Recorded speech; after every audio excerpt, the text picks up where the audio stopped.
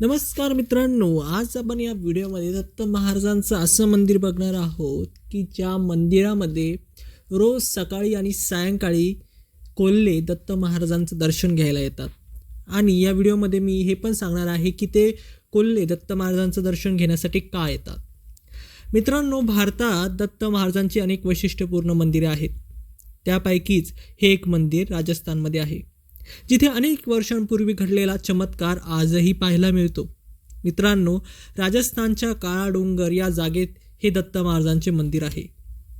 मित्रांनो, या मंदिरामध्ये रोज सकाळी आणि सायंकाळी कोल्हे हजेरी लावतात. या मागची जी कथा आहे आणि त्याचं महत्त्व आपण आज या व्हिडिओमध्ये ऐकणार आहोत. मित्रांनो, राजस्थानमधील कच्छमध्ये काळा डोंगर परिसरात श्री दत्त गुरूंचे हे मंदिर आहे.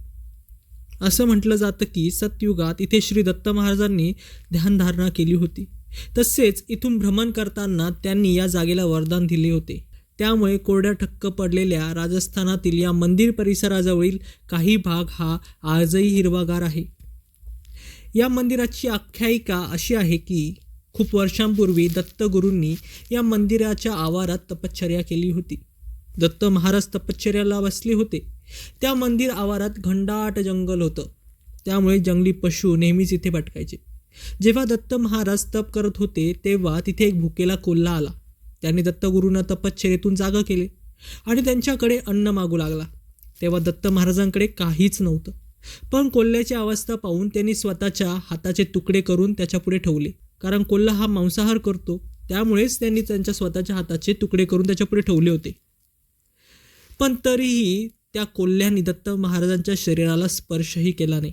बघा मित्रांनो, एक मुक जनावर आहे आणि ते पण मांसाहारी, जो की अतिशय भुकेने व्याकुळ आहे. असा कोल्हासुद्धा महाराजांच्या सानिध्यात आल्यावरती शाकाहारी बनून जातो.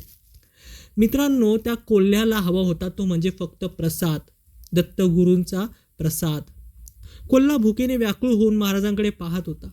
तेव्हा दत्त महाराजांनी जवळ असलेल्या एका पितळाच्या पात्रात गूळ आणि भात उत्पन्न केला. त्यांनी तो गूळ भात कोल्ह्याला खायला घातला. कोल्हा ते खाऊन तृप्त झाला आणि तेव्हापासूनच आजही दिवसातून 2 वेळा कोल्हे मंदिर आवारातील पारावर येतात आणि भक्तांनी वाहिलेला गूळ आणि भात खाऊन जातात.